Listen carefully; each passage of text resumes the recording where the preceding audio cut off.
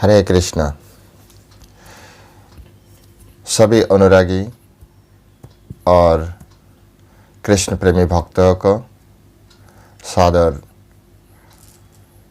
आमंत्रण है इस भगवद गीता का जो आलोचना सभा है। तो आज हम लोग श्रीमद् भगवद गीता का प्रथम अध्याय में 8वां श्लोक आस्वादन करने जा रहा हूँ। आप कृपया अत्यंत श्रद्धा से ध्यान लगाकर ये बात सुनिए। तो चलिए शुरू करते हैं। नमः अं विष्णुपादाय कृष्ण पृष्ठाय भूतले श्रीमते भक्ति वेदांत स्वामिनिति नामिने नमस्ते सरस्वती देवी गौरवाणी प्रचारिणे निर्विशेष शून्यवादी पाश्चात्य देशतारिणे वाञ्छाकल्पतरुर्भश्च कृपा सिन्धुभ्यश्च पतितानां पावनेभ्यो वैष्णवेभ्यो नमो नमः। जय अनंत कोटि वैष्णव वृंद की जय। श्रील प्रभुपाद की जय। श्रीमद् भगवद गीता श्रवणकारी भक्त वृंद की जय। निताय गौर सीतनाथ प्रति ब्रह्मानंदे हरि बोल।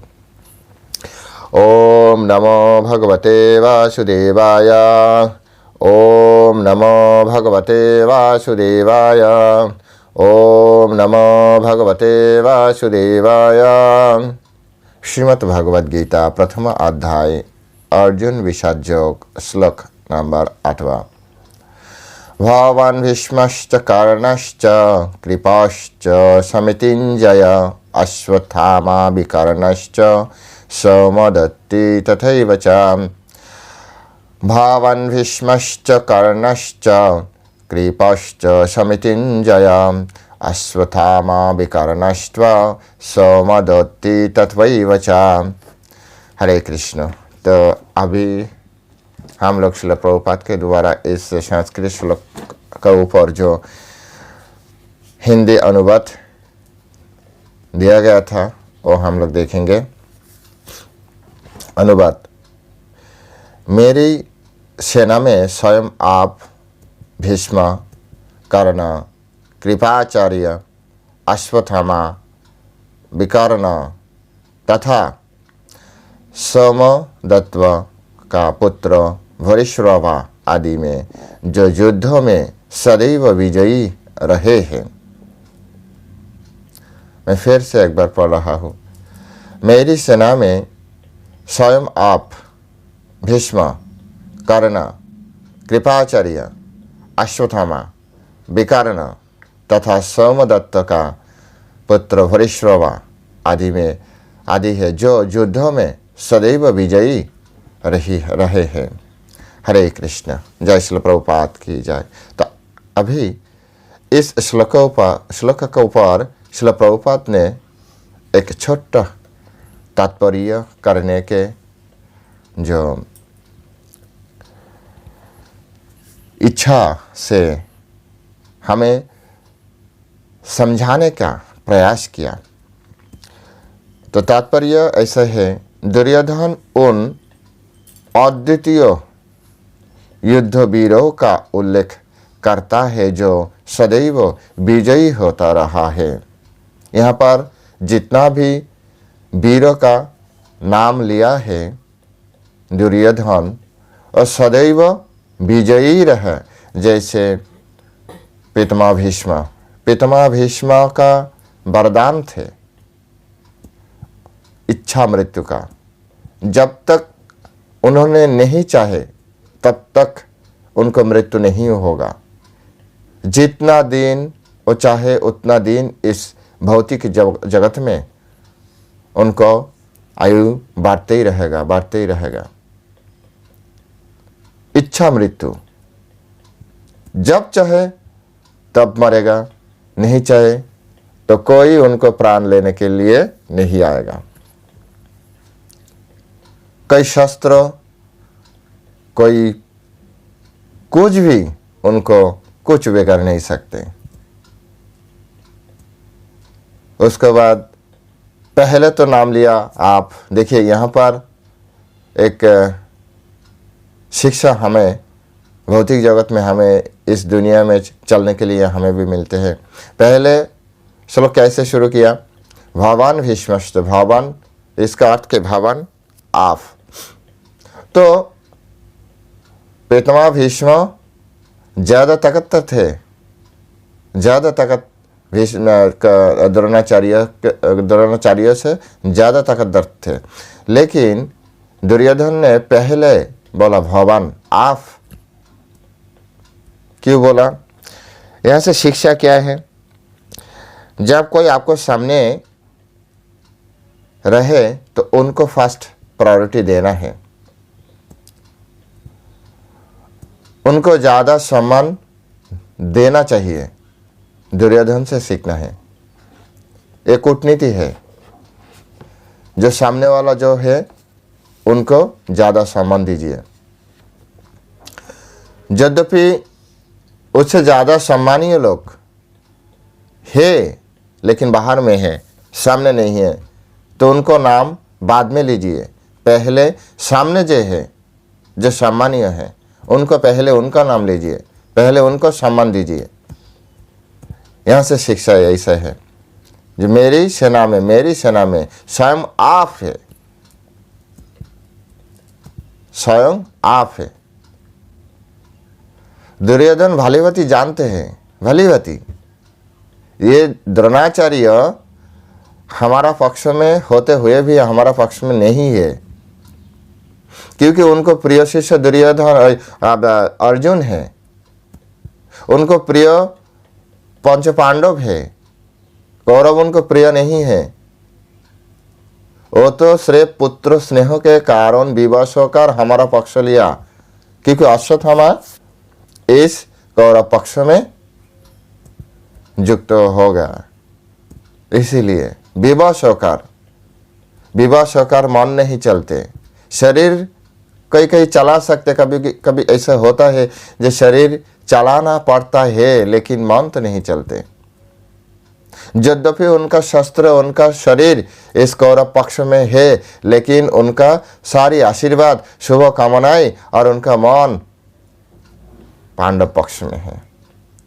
ये दुर्योधन भलीभांति जानते थे, लेकिन तब भी उन्होंने बोला आप ही पहला, आप जैसे है, स्वयं आप ही है, आप मेरा पक्ष में है। लेकिन आप पहले सुना जो धृष्टद्युम्न को नाम लिया, हाँ, धृष्टद्युम्न को नाम पहले ऐसे नहीं लिया, द्रुपद पुत्र बोला। द्रुपद आपका शत्रु का पुत्र वहाँ पर है। तो कूटनीति कैसे कहते हैं, यहाँ से समझना चाहिए। उसके बाद नाम लिया कर्ण।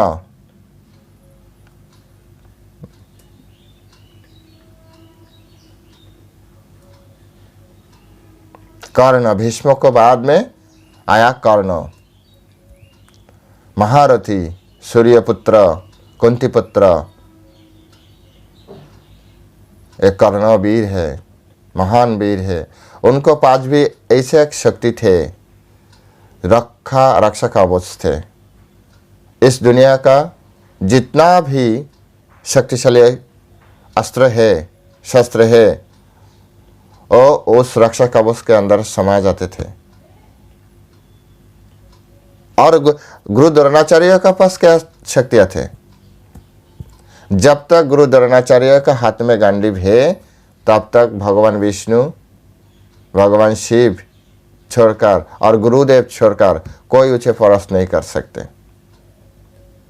ये तीन छोड़कर कोई उन्हें परास्त नहीं कर सकते। तो तीन कैसे वीर है? गुरु द्रोणाचार्य, एक भगवान विष्णु परमेश्वर, भगवान विष्णु, शिव जी महाराज और गुरुदेव, स्वयं गुरुदेव। चाहे तो वो हार सकते, पराजित हो सकते, नहीं तो नहीं। पितामह भीष्म का इच्छा मृत्यु का वरदान। कर्ण इतना शक्तिशाली थे, शक्ति बाद में, लेकिन उनका रक्षा कवच बहुत शक्तिशाली थे, बहुत शक्तिशाली, उनका वरदान बहुत शक्तिशाली थे। ये तीनों तीन, इस जो कुरुक्षेत्र युद्ध हुआ ना, आज से 5000 साल पहले महाभारत में जो कुरुक्षेत्र युद्ध हुआ, ना दुर्योधन का कारण हुआ, ना धृतराष्ट्र को कारण हुआ, ना शकुनी मामा श्री शकुनी के कारण हुआ। युद्ध हुआ तो मेन कारण थे ये तीनों कौरवों का पक्ष ना देते तो युद्ध ना होता। ये तीनों ही दुर्योधन का बल दिया, वो खुद का शक्ति बुराई लोगों को लिए दिया। मित्रगण, यहां से समझना है, सीखना है। आपको पास ऐसा शक्तियां है तो कभी भी बुराई आदमी को मात दीजिए, नहीं तो आप यद्यपि आप अच्छा है, शक्ति आपके अंदर है, तब भी लास्ट अंत में गुरु द्रोणाचार्य, पितामह भीष्म और कर्ण जैसा गति मिलेगा। तो सावधान हो जाइए। उसके बाद उन्होंने नाम लिया कृपाचार्य। एक कुलगुरु थे कृपाचार्य, गुरु द्रोणाचार्य का रिलेटिव से, मुझे अच्छा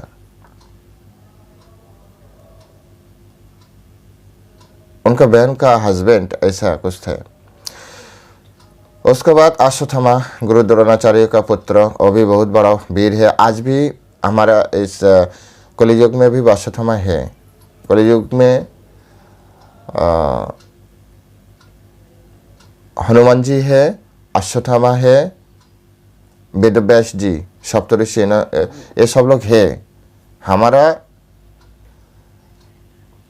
देखने के लिए क्षमता नहीं है, लेकिन उन्होंने है। अश्वत्थामा आज भी है। भगवान कृष्ण ने उन्हें शाप दिया, शाप के कारण है। भगवान रामचंद्र ने आशीर्वाद दिया, वरदान दिया, इसीलिए हनुमान जी यहाँ पर है, रामचंद्र को याद दिलाने के लिए और भक्तों को सहायता करने के लिए हनुमान जी है। और वेदव्यास जी इसीलिए है। कली का अंत में हमारा जो शास्त्र वो सब लोग भूल ही जाएगा, तो सिर्फ उनको पास ही रह जाएगा। जब सत्ययुग शुरू होगा तो वो जो हमारा वेद, वेदांत, उपनिषद, जितना भी हमारा शास्त्र है, वो उनको फिर से पढ़ाना है, उनको देना है। इसीलिए वेदव्यास जी यहाँ पर है, सप्तऋषि यहाँ पर है। विकर्ण उनका खुद का भाई है। विकर्ण बहुत अच्छे, बहुत नहीं तो अच्छा थे। तथा सोमदत्त का पुत्र भरीश्रवा बहुत बड़ा वीर है। तो सब लोग उनको पास थे युद्ध जीतने के लिए। ये जो कुरुक्षेत्र युद्ध जीतने के लिए ये एक एक ही काफ़ी है पांडवों को जीतने के लिए। लेकिन सब होते हुए भी ये दुर्योधन हार गया। ये याद रखना, सदैव याद रखना, कौरव पक्ष हार गई। इतना सारी महान महान योद्धा होते हुए भी हार गई। क्यों? क्योंकि उनको पास परमेश्वर भगवान श्री कृष्ण नहीं थे। इस भौतिक जगत में आपको पास जितना भी सिद्धियां है, आपको पास जितना भी पैसा है, आप जितना भी शक्ति है, आपको पास शक्तिशाली आप बन गई, आपको पास कृष्ण है, तो सब लोगों को जो प्यार मोहब्बत आपको मिलेगा ही मिलेगा। लेकिन आपको पास कृष्ण नहीं है, आप कृष्ण का शरण में नहीं है, तो सब कुछ होते हुए भी इस भौतिक जगत में ऐसा ही गति मिलेगा जैसा दुर्योधन को मिला। इसीलिए मित्रगण, इस भगवत गीता से हमें शिक्षा लेना है। सिर्फ पढ़ना नहीं है, वहाँ से शिक्षा लेना है। आप पढ़िए ये भगवत गीता, श्रील प्रभुपाद का दिया हुआ ये भगवत गीता पढ़िए, आपको अच्छा लगेगा। यद्यपि मेरा भाषा हिंदी नहीं है, तब भी हम कोशिश कर रहा है। कोई ऐसा सुने उनको लाभ हो तो मेरा प्रयास सार्थ होगा। मेरा प्रयास सार्थक होगा। इसलिए कृपया पढ़िए आप। हम तो सिर्फ इस एक काम इसलिए कर रहे हैं जो आप पढ़िए, उसके बाद श्रील प्रभुपाद जी ने कहा, कर्ण अर्जुन का आधा भाई है,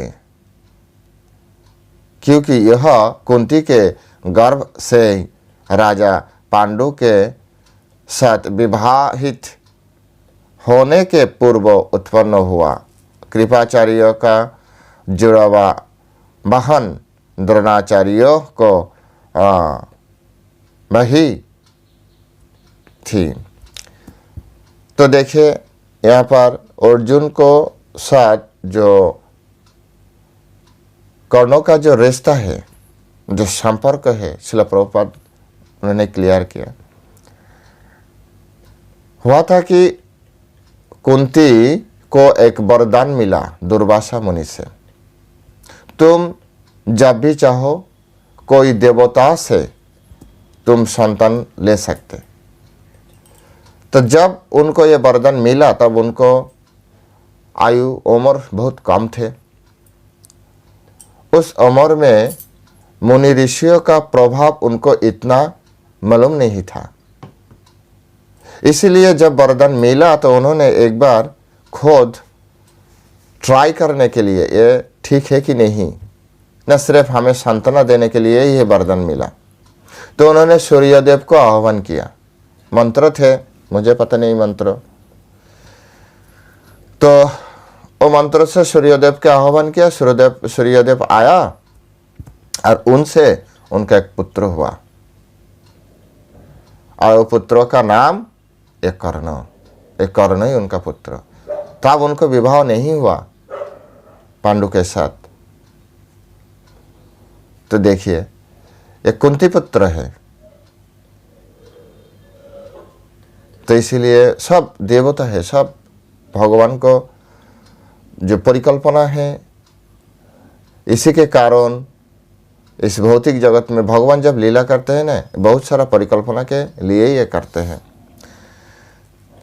तो ठीक है, आप कृपया श्रीमद् भागवत गीता पढ़िए, ध्यान लगाकर पढ़िए, आपको सब कुछ हमसे भी ज़्यादा आपको समझ में आ जाएगा। हरे कृष्णा। जय श्रील प्रभुपाद की जय।